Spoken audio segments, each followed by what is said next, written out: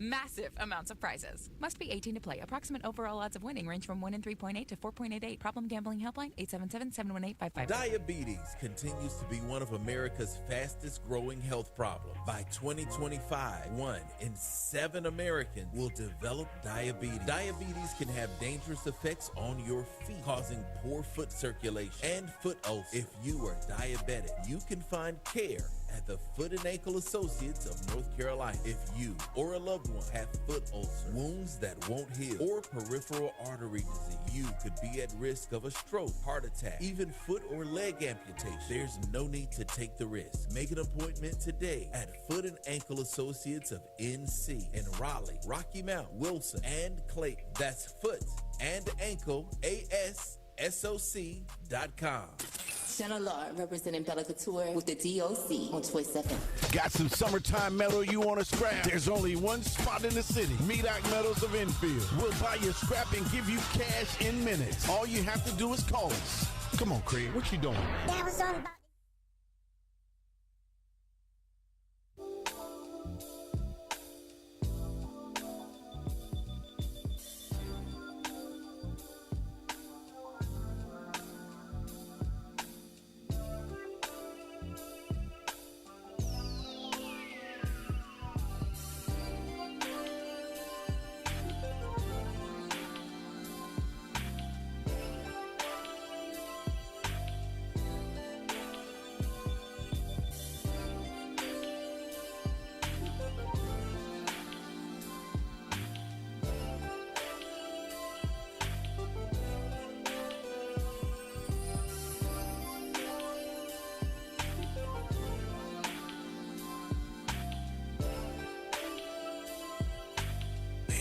FM. The James on Choice FM.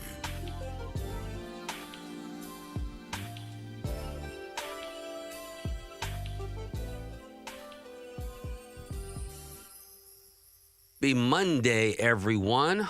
Welcome. I'm James Gailliard. It's the James Gailliard Show right here every Monday from 5 to 6 on Choice 92.1 FM. I'm thrilled, excited that you are paying attention, that you are tuned in. Would you do this and share this with someone? Let someone know that I'm on the air.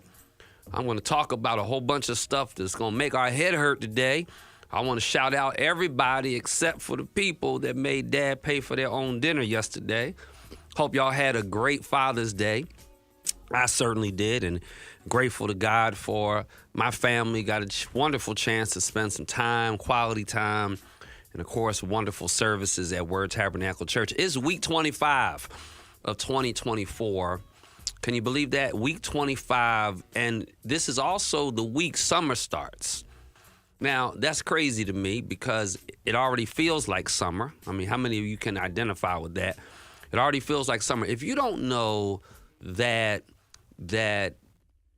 global warming is real, if you don't know that there is a real change in our environment going on, it's almost as if we never even had a spring. And here we are right into summer.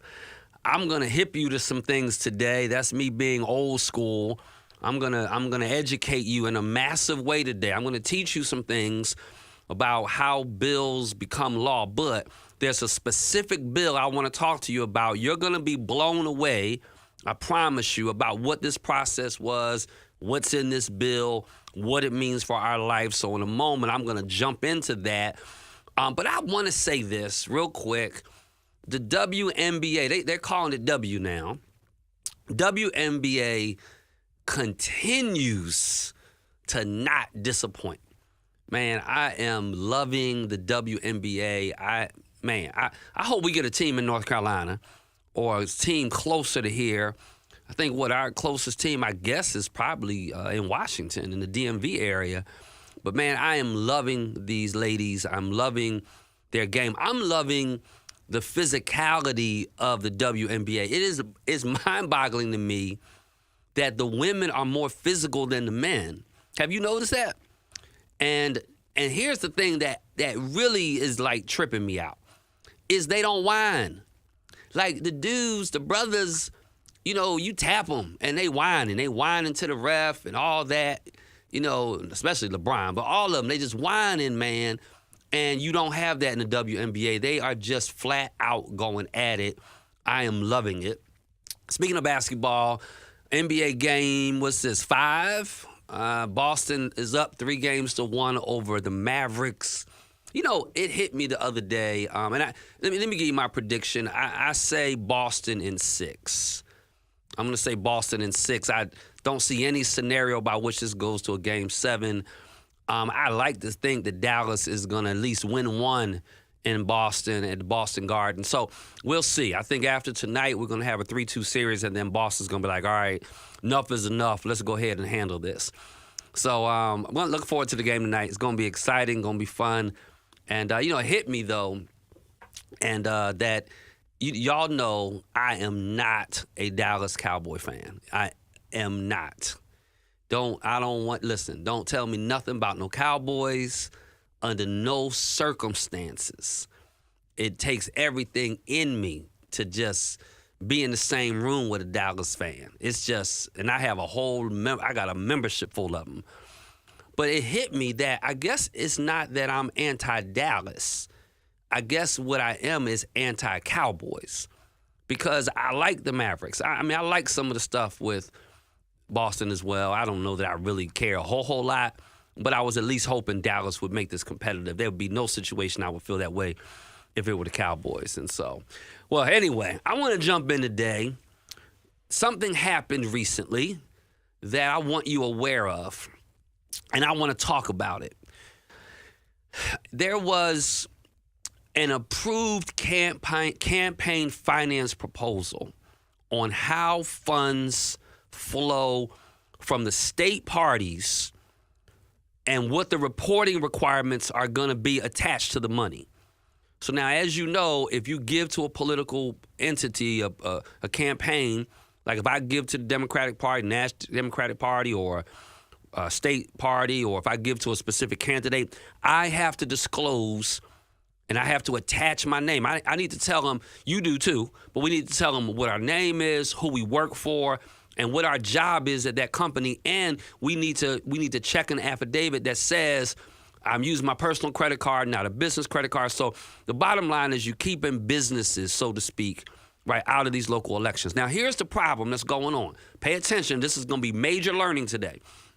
The problem going on is that the Republican Party has the worst possible human being that I could think of running for governor. And they're not even remotely lukewarm with this guy. Like they don't like Mark Robinson. I'm gonna tell you that right now. The problem is that's who they're stuck with. So because that's who they're stuck with, and because Josh Stein is like raising more money than you ever gonna see Mark Robinson raise, and whether we like it or not, elections still, money is important in elections. It just is.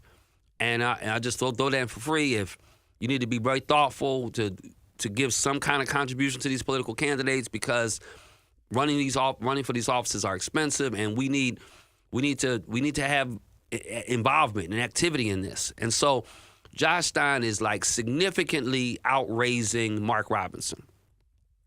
So here's the twofold problem the Republican Party has. Problem they have is we have a candidate that we don't really want to for real put our name behind. And secondly, he can't raise the kind of money Josh Stein can raise. So guess what they do? What they do is they insert language into one of the bills. I'm talking about House Bill 237. This is going to blow your mind. They insert language in the House Bill 237 that will allow national political groups to give an unlimited amount of money to state parties and to affiliated political committees as a workaround on campaign finance reporting. So these national groups are called 527 organizations. And so what they do is they collect donations from individuals, from corporations, you heard that, and from labor interests, and then they route some of the money, the funds, to state political committees. Those state political committees can then give the money to preferred candidates. And so what's interesting is that this is a way now to flood North Carolina elections with outside corporate money without there being any disclosure on who is giving the money. So because people didn't really want to attach their name to Mark Robinson because he's so volatile and so hateful, and, you know, he's anti-Semitic, he's anti-woman, he's just anti. People like, I'm not really trying to say I gave money to that guy's campaign. Now they can give the money to the state Republican Party, right? And the state Republican Party doesn't have to disclose who gave them the money, and then they in turn can use the funds to give to Mark Robinson. So I want to talk about House Bill 237 because it was not always the case. And so, because understand this, under current state law, corporations and labor groups are banned from donating directly to political candidates.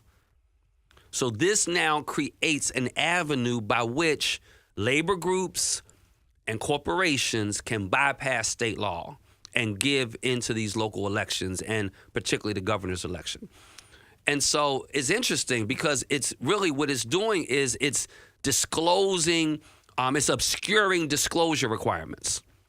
And so so what's interesting is it's gonna obscure disclosure requirements, and then it makes it harder for the State Board of Elections to provide oversight to the contributions and who's giving to who.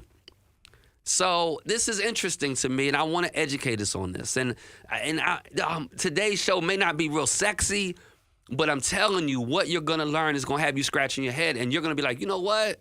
I need to vote because this is crazy. So now here's the deal. And I wrote down, you can probably see I got all this red in here.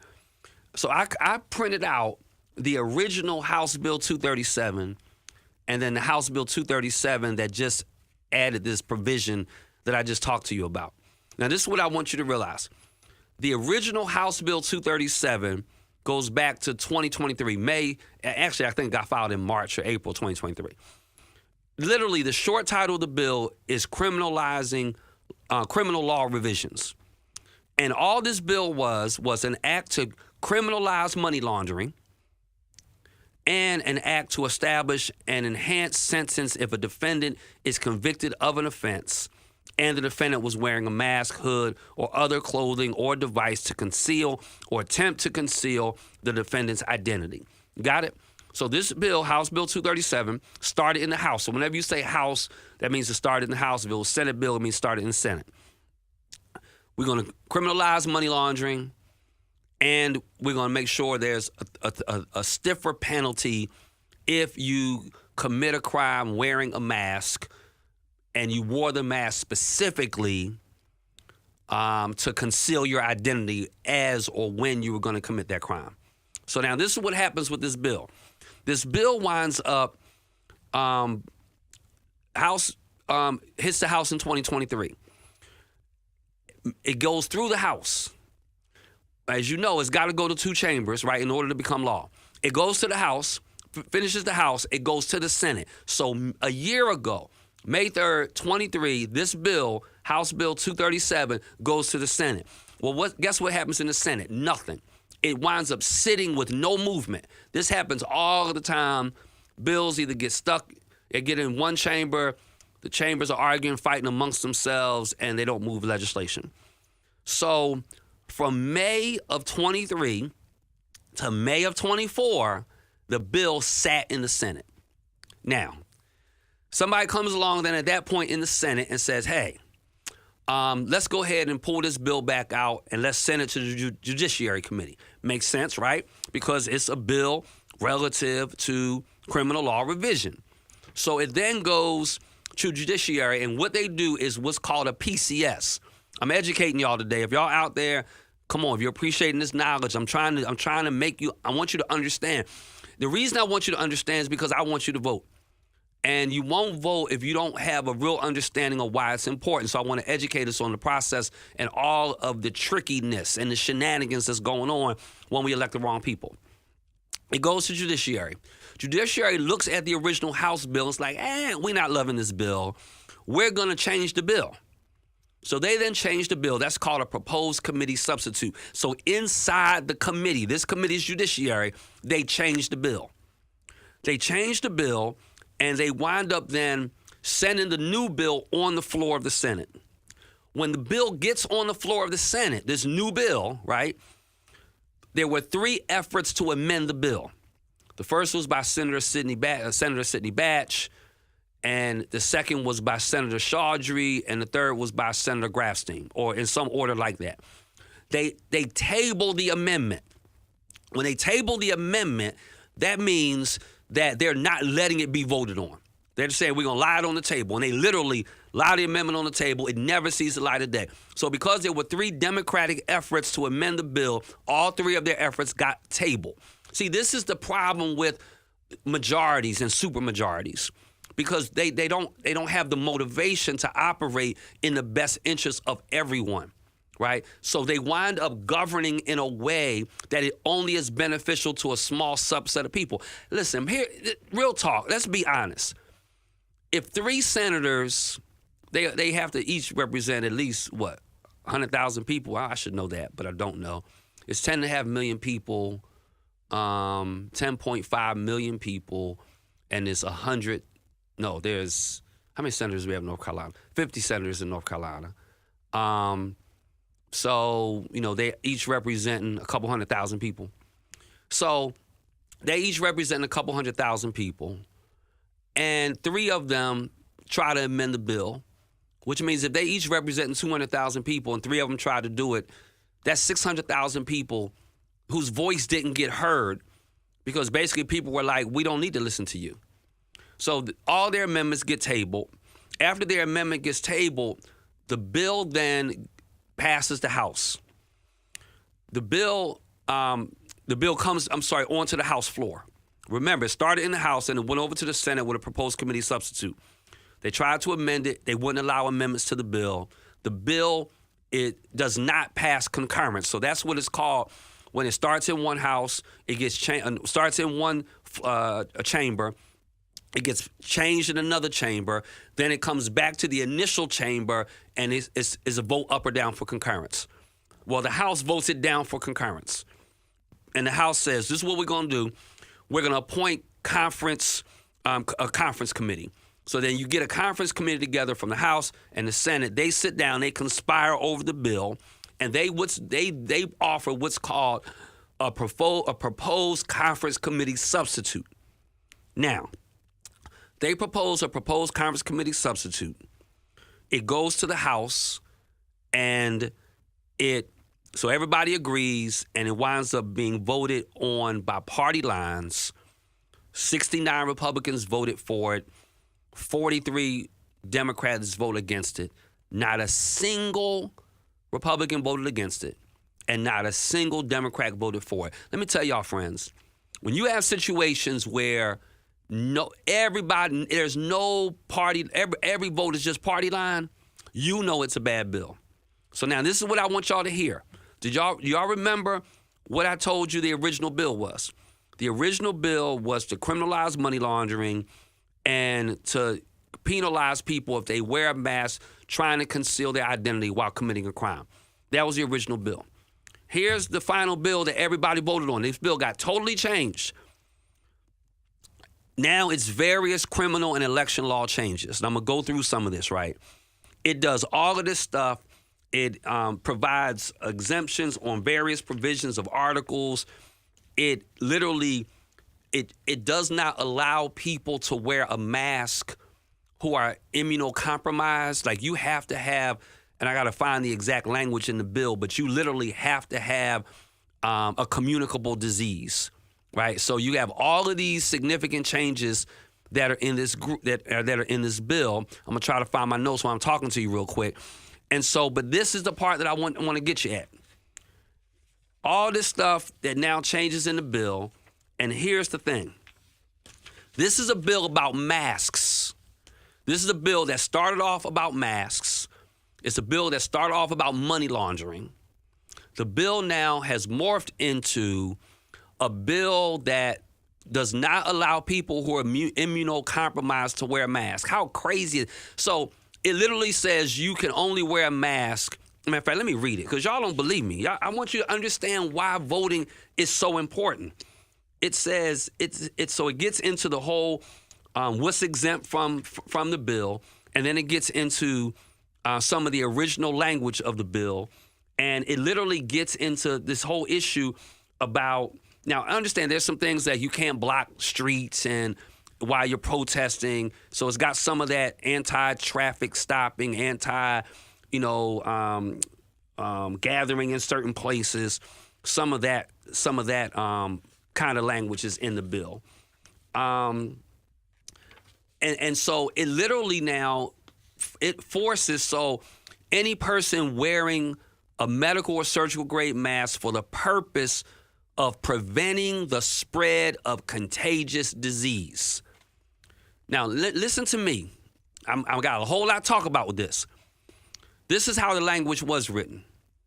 Any person wearing a medical or surgical grade mask for the purpose, this is the original, for the purpose of ensuring the physical health or safety of the wearer. Notice that. If I was wearing a mask to protect my own health or my own safety, I used to be able to do that.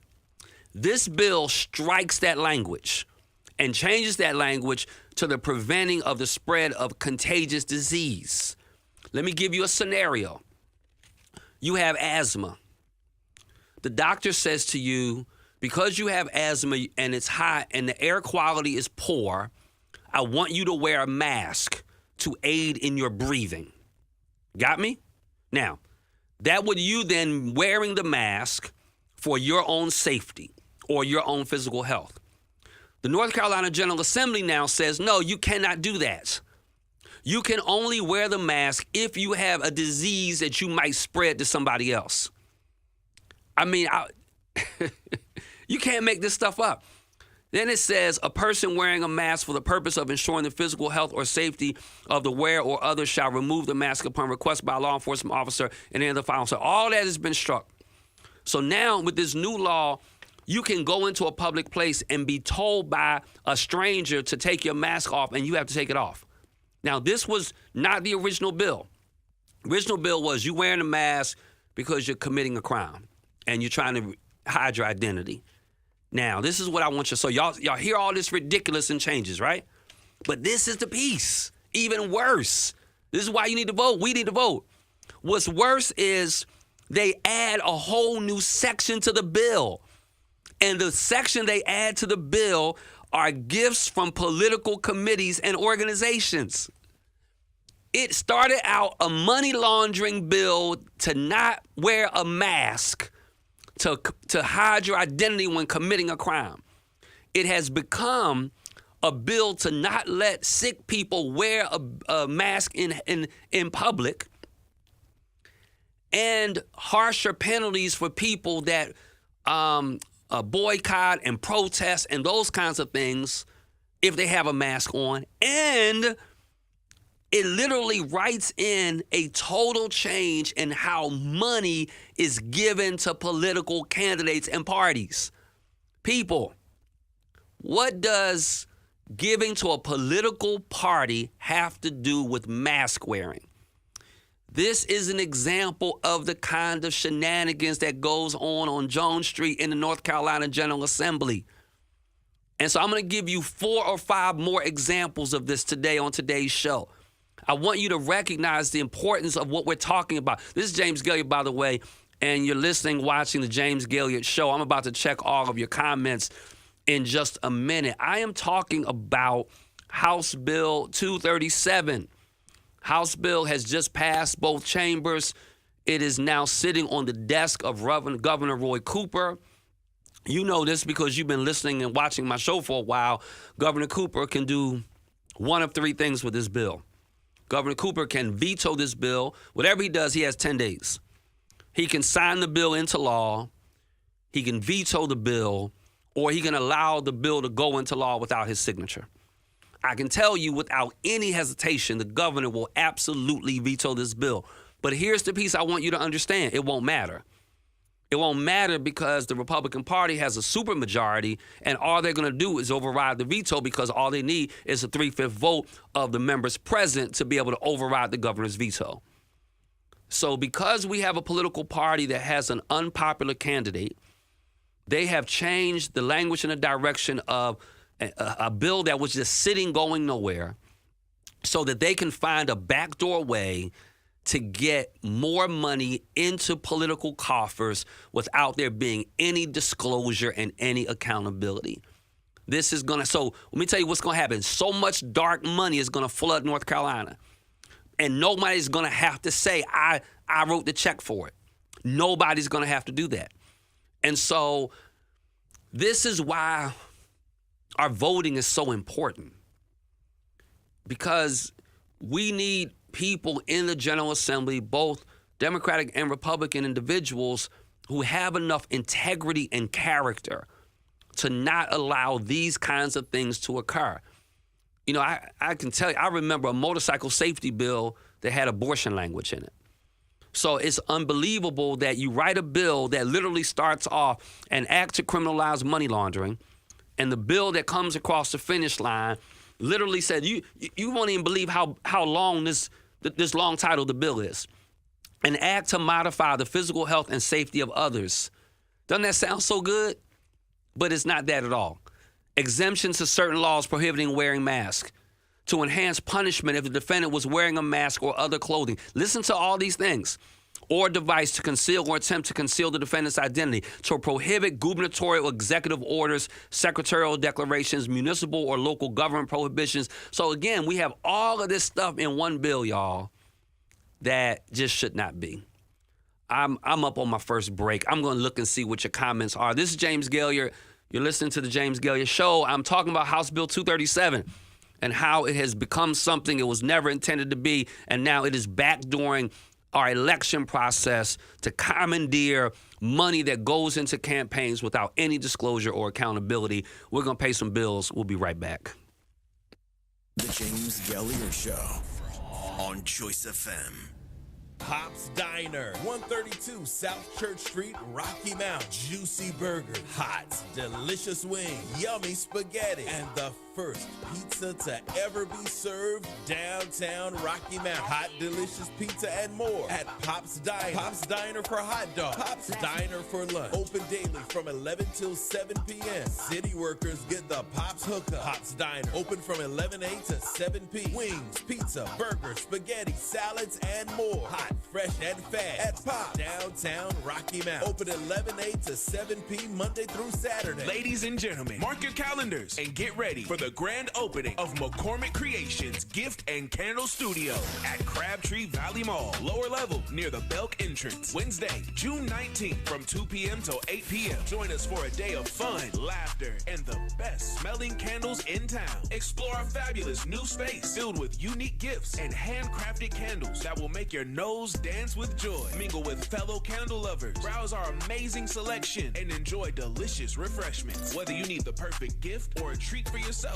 we've got you covered. Don't miss this fun-tastic event. We can't wait to see you there at McCormick Creations Gift and Candle Studio, Crabtree Valley Mall, lower level near the Belk entrance. AURN News. I'm Ebony McMorris. The Oklahoma Supreme Court has dismissed a lawsuit filed by the last living survivors of the 1921 Tulsa Race Massacre, dampening hopes for reparations. Now, the suit brought by centenarians Viola Mother Fletcher and Leslie Bedingfield Mother Randall aimed to hold the city accountable for the devastating attacks on the Greenwood district. The court upheld a lower court's decision, stating that the plaintiff's claim did not meet the criteria under the state's public nuisance law.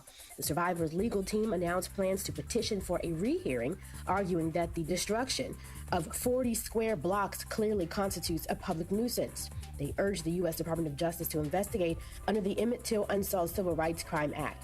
The statement from their legal team emphasized, quote, in 103 years since the massacre, no court has held a trial addressing the massacre, and no individual or entity has been held accountable for it. For AURN News, I'm Ebony McMorris. When you need legal representation, order in the court. Call attorney Antoine Whitby, 919-934-3222. Or call in The Legal Way with Antoine Whitby. 10 a.m. Saturdays on Choice FM. The James Gailliard Show on Choice FM. Man, we're back, and I see some of you are as outraged as I am. I haven't had a chance to run over to YouTube yet, but I'm here on Facebook, and Melissa said, wow, that's really disturbing. How can that even happen? Melissa, you would be amazed. When you don't have integrity with people in the public office, you have what's called house rules. I'm going to bring it into the studio one of these days. The house rules can tell you like all the things you can and cannot do in the sessions while you're in. But the house rules are only as good as the integrity of the people who write them. And so for those of you that's tuning in, I'm James Gailliard. It's the James Gailliard Show. I'm educating the audience today about House Bill 237 and the journey that it took from April of 23, really April 23 until June of 24. And how a bill that started off about money laundering and not wearing a mask to hide your identity if you were committing a crime has become something totally, excuse me for coughing, totally different. So last Tuesday, while we were gone from air, Republicans approved a campaign finance proposal that changes how funds flow to state parties and the reporting requirements attached to that money. The question is of our audience, why? The reason is because when you have an extreme candidate like they have an extreme candidate in Mark Robinson, you have to find a way to hide the money of the people that are donating to the campaign. And so governor is going to absolutely veto this, but it's still going to become law. So understand what happens. This is House Bill 237. The bill is going to allow national political groups to give unlimited amounts of money to state parties and affiliated political committees and work around campaign finance reporting requirements. It allows, hear this, y'all, wealthy donors to support candidates with an untraceable donation. So wealthy people that own franchises, wealthy people that own businesses can literally then write checks that never get traced. And so this is what we're contending with. LaShawn said more money to push agendas like critical race theory and efforts. Exactly right. Exactly right. So let's talk a little bit. Good to see all of y'all that are jumping on. Welcome to the show. I'm giving you one example of the corruption that exists on Jones Street. And the one thing that's going to change it is our vote. And I want to say this, y'all, because my audience is largely African American. It's going to take the black vote, particularly the black male vote.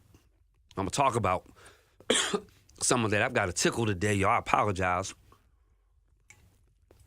Let me give you some other examples of the corruption that goes on Jones Street, all right? Now, I want y'all to tell me how you feel about some of these. Normally, there is about a $10 million a year slush fund that goes into pet projects in certain areas.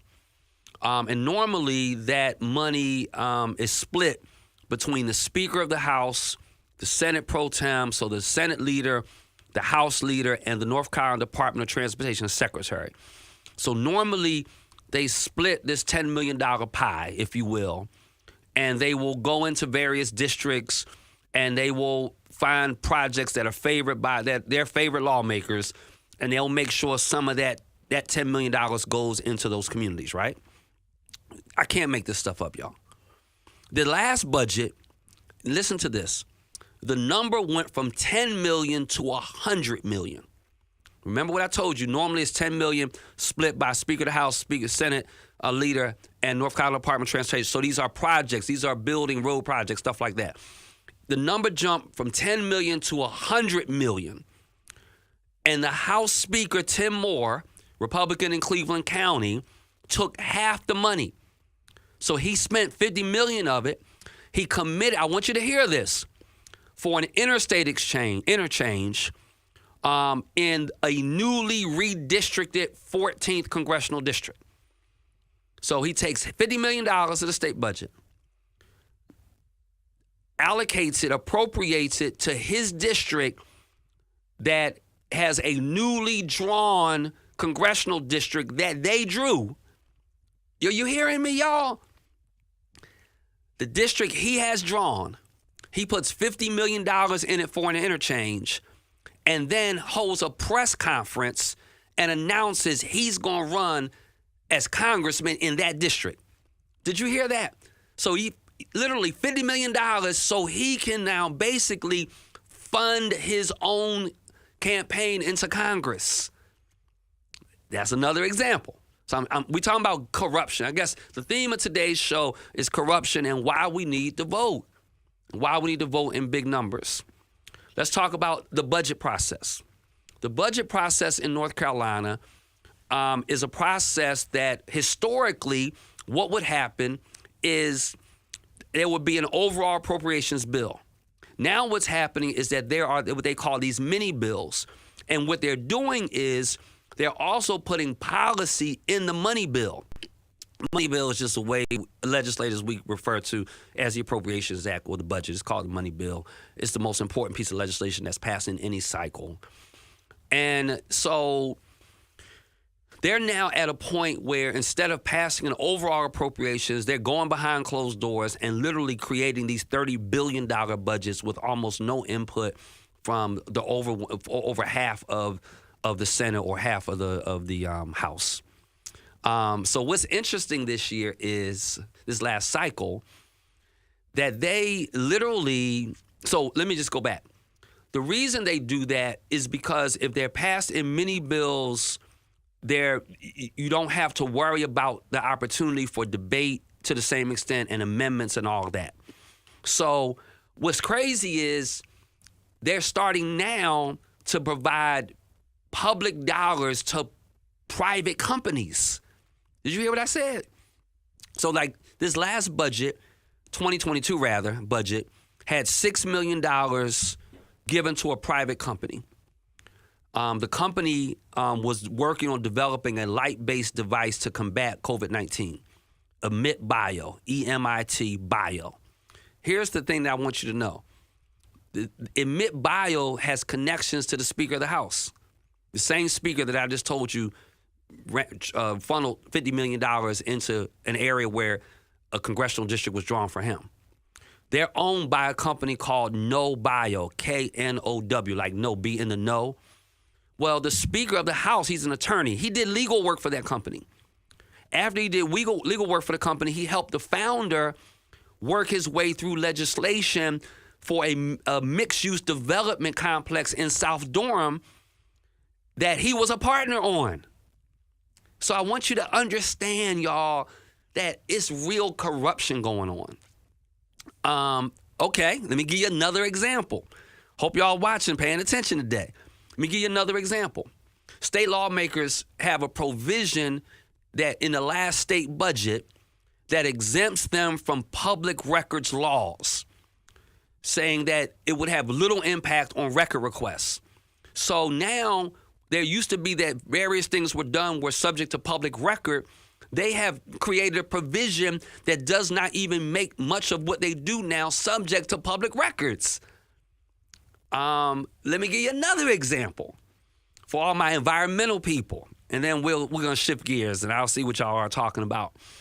So for years, what has happened is that they will take the budget and they will put in the budget various kinds of special provisions.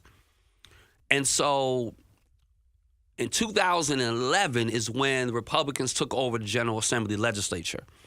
Once they took it over in 2011, they started writing provisions to give them increased power over regulations. Now, let me tell you what's interesting. When we elect people locally, it's because we know what we want in our community.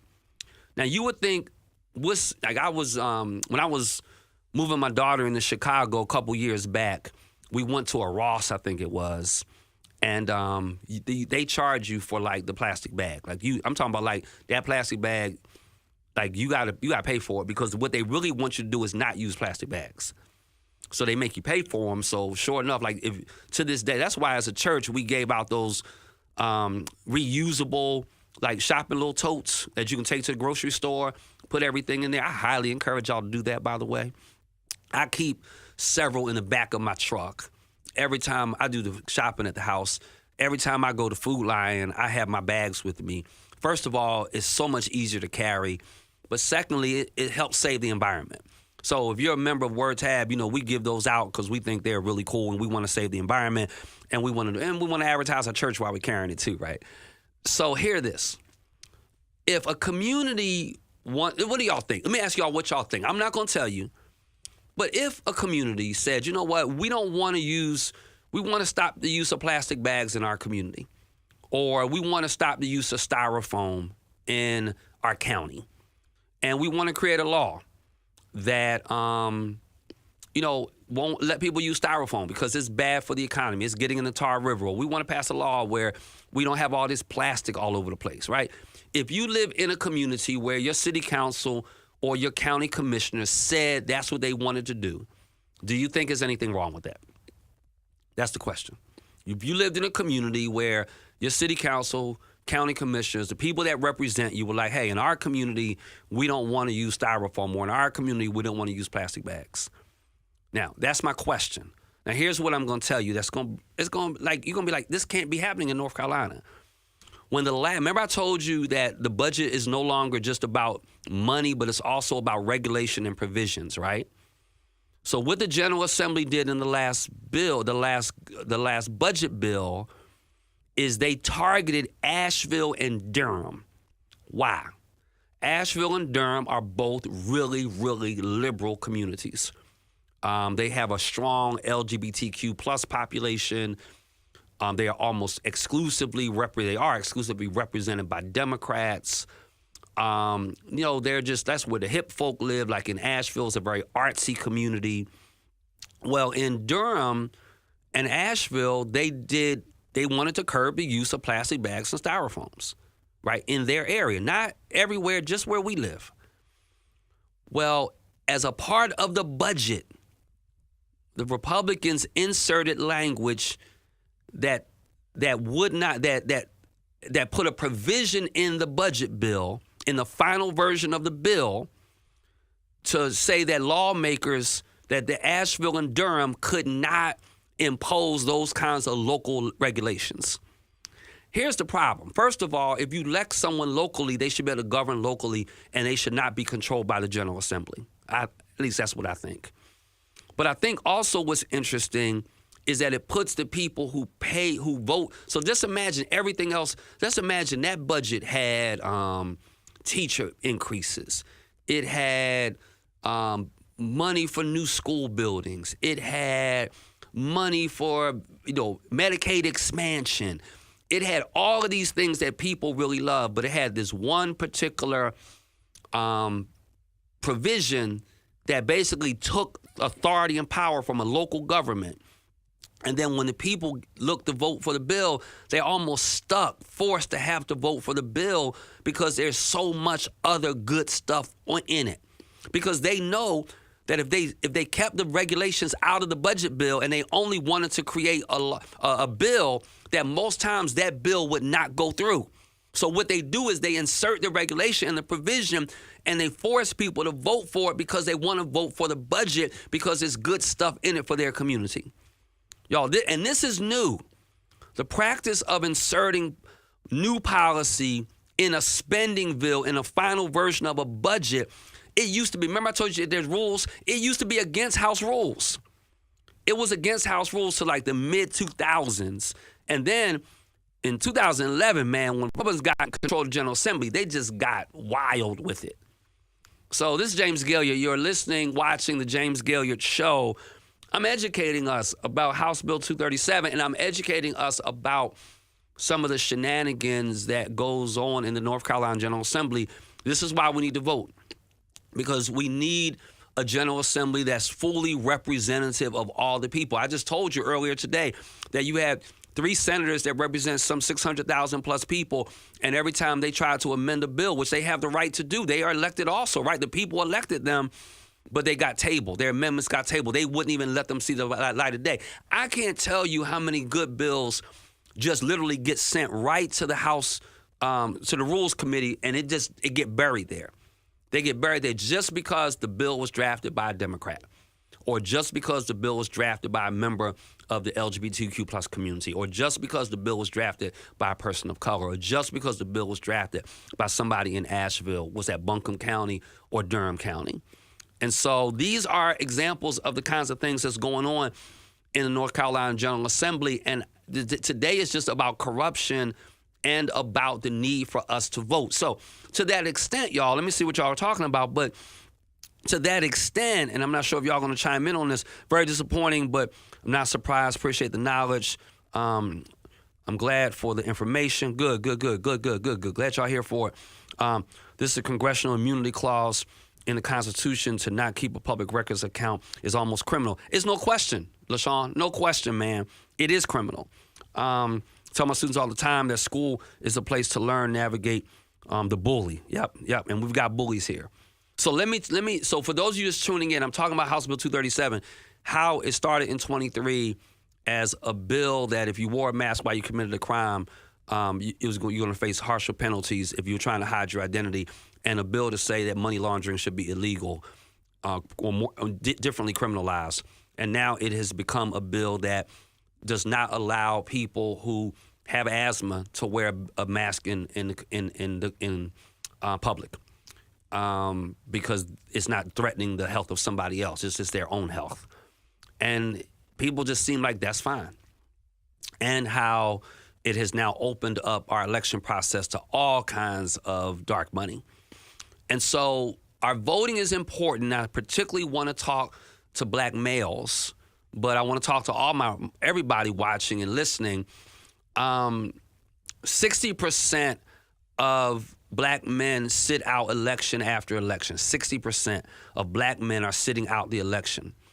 And we've got to do better.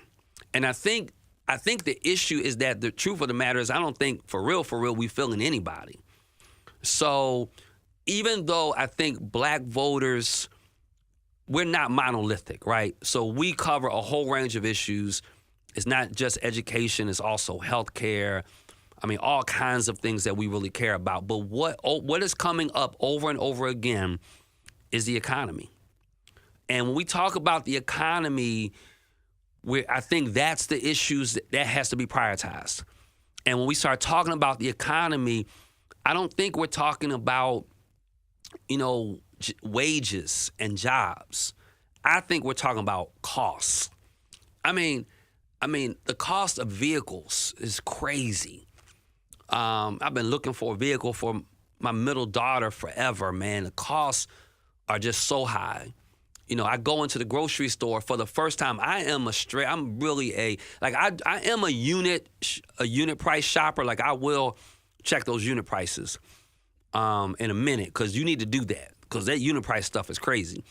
But I am I'm a brand name kind of guy. I don't want the Food Lion version of ketchup. I'm gonna need some Heinz. I don't want, I want Texas Pete hot sauce. So I'm kind of a brand name. I'm a little snooty. I feel like it's better quality. It tastes different.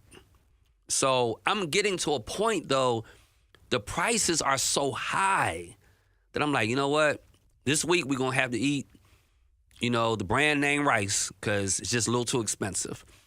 So I think the issue as it relates to the black male vote, and particularly the black vote, is the focus on economy, but specifically the cost of things. And so to that end, there was a poll this week. The poll this week, kickbacks, yes indeed, Ray, and in a major way, man. It's crazy. You would not think that's going on. The thing is, they do it right under your nose. So you need people. I remember when I was in the General Assembly, I was debating the budget bill, and I was debating because Ray used the term kickbacks. I was debating all of, I call it the pork. And let me just be very honest about this. I think every legislator ought to be given $1 million, $2 million that they can spend in their district. I don't care if you black, white, Republican, Democrat. Something is fundamentally wrong with a group of people getting $50,000, 55% of the vote, 56% of the vote, but then having control of 100% of the dollars. Because there's an entire population that is left out of that system. You know, so if I was in office and I was running the appropriations process as a Democrat, I still would make sure Republicans had money to send back home. Because you might have a park you want to, or a fire truck you need in your community or something. Lord knows we have enough money to do it. You know, so if we gave every legislators, 120 of them in the House, $2 million, what's that? $240 million? I mean, the budget, $30 billion. So, if the senators each got $2 million, that's another $100 million. You know, so $340 million on a $30 billion budget is no money. But instead, a small population of people are hoarding all of the funds, and we need to be able to correct that process. And so let me share with you this new poll. There was a poll last week. It was a USA Today poll and a Suffolk University. And what they did was they polled residents of Michigan and Pennsylvania, because those are both swing states. And they polled black voters. And they had 7 discoveries of black voters. I want y'all to tell me if that's where y'all are. So, first of all, the first thing they've discovered is that Biden is losing support amongst black voters. Yes or no? Is Biden losing your support? If he had your support. He may not have even had your support. Here's what's interesting, though, is that the poll said that Biden is losing support in the black community, but Trump is not popular either, and the black folk are not on the Trump bandwagon. So that's an interesting dynamic. What concerns me more, and I want to put this poll up against you and what you're saying and how you're feeling, what you're thinking. And so it says Biden is losing support. It says Trump is not popular either. It says Kamala Harris is even less popular than Biden is. The poll also says that if you choose Ben Carson, Senator Tim Scott, or Florida Representative Byron Donalds as a running mate, it is not going to help Donald Trump at all in the black community. And I believe that's spot on. The fifth takeaway, let me give you all of them, then we'll take a break. The fifth one is black folk are not buying that Trump is a fellow victim of injustice just because he got convicted. That black folk are not buying it. He is not a victim of injustice. The sixth thing is they believe that when sentencing time comes, that he should get jail time and that they should impose the harshest sentence. I don't agree with that, but I'll come back and tell you why. And then the last thing they say is that third-party candidates like a RFK or somebody like that are increasingly popular. So that's what the poll says about black voters. You tell me, is it accurate or is it not accurate? This is James Gailliard. You are listening to the James Gailliard Show right here on Choice 92.1 FM. I'm going to pay some bills, and we'll be right back. The James Gailliard Show on Choice FM. Pop's Diner, 132 South Church Street, Rocky Mount. Juicy burger, hot, delicious wing, yummy spaghetti, and the first pizza to ever be served downtown Rocky Mount. Hot, delicious pizza and more at Pop's Diner. Pop's Diner for hot dogs. Pop's Diner for lunch. Open daily from 11 till 7 p.m. City workers get the Pop's hookup. Pop's Diner, open from 11 a.m. to 7 p.m. Wings, pizza, burgers, spaghetti, salads, and more. Hot, fresh, and fast at Pop, downtown Rocky Mount. Open 11 a.m. to 7 p.m. Monday through Saturday. Choice FM 92.1, extremely cold here, and I am with our cousin, Queen. Cousin Kara. Hey, how are you today? I'm great, Queen. Thank you. Now, we have listeners who are thinking about getting a new car. I know you can help us. What should they do? Call me first, absolutely, so we can save some money. So that number is 919-275-5372. And I want to especially talk to people about credit unions because a lot of times we get the blessing of a good rate and then turn around and buy literally a little clunker car and it falls apart. And now the credit union don't like you no more because you didn't pay. you thought that credit union was your friend. How do we recover from that, Cousin Kira? What should we do after we call you? After they call me, even if you don't have a credit union, call me so I can maybe help you get into one. So when you do that, we're going to make sure you get a good rate. Your payment depends on the interest rate. Your interest rate depends on your credit. So when I'm telling people call me and I help with credit, it's because I want everybody to be over 700 so you never get declined again. All right, tell us how to reach you. 919-275-5372 or the www.askcousinkira.com. If you need bold banners to boost your business, but you're on a budget, think Staples. Posters, flyers, signs, and menus for less? Think Staples. Staples can print anything you need to move your business forward. Now at Staples, save $50 on your print purchase of $150 or more. Same-day service available on hundreds of items if you order by noon. And all backed by Staples' Print Perfect guarantee. So it's done right or it's printed again free. Staples, your local print and marketing expert. N61, visit staples.com/print for details. The James Gailliard Show on Choice FM. Well, hey, I'm back. You're back. We are rounding up today's show. I'm talking about, I've talked about a bunch of things today, primarily House Bill 237. I want you to share this information with someone. Would you do that, please, if you have found it helpful? But we're ending the show talking about a USA Today Suffolk University poll that was taken in Michigan and Pennsylvania, and they're polling black voters. And it says that Biden is losing support. I think Natasha says, is he losing it on fact or on feeling? I don't know, Tosh. I think he's losing it on some of both. I know for me, my biggest concern, and I think LaShawn said this, is political stamina. Like, I just don't know that he's healthy. I don't care anything about his age. Let me be really clear about that. Because there's lots of people that I know that are his age, and their mind and body is so sharp. I mean, there's only, 4 years difference between him and Trump? I mean, so for all practical purposes, they're the same age. I mean, that's no difference. So I think my concern is that the president looks weak. He doesn't look strong. And Kamala Harris is just, as I said, according to the poll, even less popular than him. And I do think that represents a problem. It says that a black running mate is not going to move the black community. If Trump had a black running mate, I agree with that, especially if they're Ben Carson, Senator Tim Scott. And I did almost a whole show on Florida Representative Byron Donalds a couple weeks ago. I don't think he will get, I don't think former President Trump is going to get jail time. I just don't see the value of it. I don't know how you protect the man. It's a Secret Service nightmare. I just don't know what you do. I'm going to tell you, I feel about him the way I felt about, why am I drawing a blank? OJ. I was one of those folk that I kind of remember. I mean, it was a lot of years ago with the OJ trial. I was kind of feeling like Joker got away with something.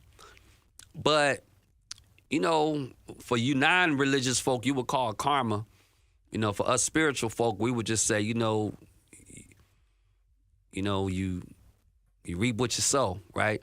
God is not mocked. He wound up going to jail for like a sports paraphernalia or something crazy. So I don't think they're gonna give him jail time.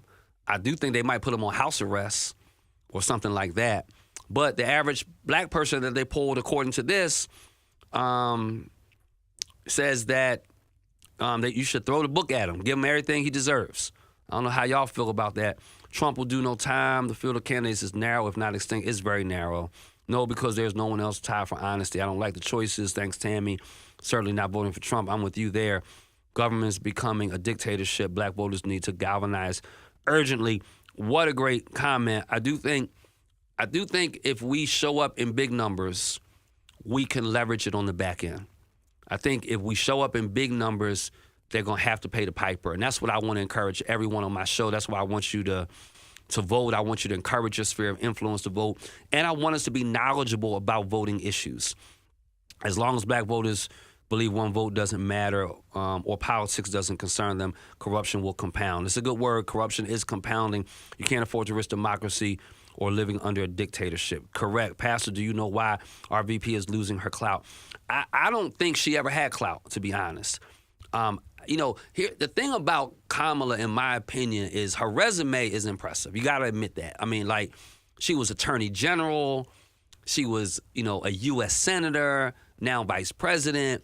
She has a impressive political resume, but I don't know that, we like rhetoric. We like speech. We like communication. We want people to communicate passionately with us and boldly with us and clearly with us. And I don't know that she has pulled that off for us. And so I don't think I don't think she's really losing it. I don't think she ever really had it. And I said this a while back, but when the U.S. Senate seat a lot of times we don't take one for the team. And sometimes you have to do that.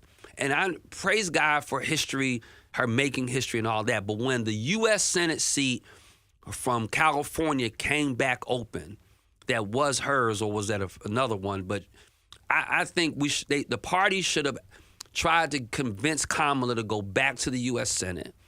And we should have then appointed somebody a little bit more palatable to the vice presidency. And I think we missed that opportunity. And so it's just my opinion. I don't dislike the thought of third-party candidates. They just can't win right now. And I don't think we can waste our vote on a third-party candidate. I mean, let's be really clear. If we go out and vote for a third-party candidate, Donald Trump's going to wind up our next president. Be clear about that. So I want to say one more thing. Y'all are awesome. At the next riot, we need teams checking voter registration. Being angry without knowledgeable long-term strategy is futile. Thanks, Pastor G. We need this knowledge. Listen, real quick, June is Men's Health Awareness Month. And there is a big push in the United States Department of Health and Human Services and the Office of Minority Health on focus on improving health outcomes for racial and ethnic minorities, American Indians, Alaskan Natives, and men. And the theme is be the source for better health and how we improve health outcomes through our cultures, our communities, and our connections. I want to tag this real quick because on average, men in the United States die 6 years earlier than women. And men are at a higher risk for heart disease, lung cancer, and HIV. And men experience unique health problems that don't affect women, like prostate cancer, because we also have a lot of negative impacts of social determinants of health factors like economic stability, educational access, and quality. Y'all, I'm about to be out of time, but I want to just encourage every man who's listening to take care of your health, to be focused, go for a walk, eat some water. Drink some water, eat some fruit. Be careful in the heat. It's going to be an oppressive summer. Please be careful out there.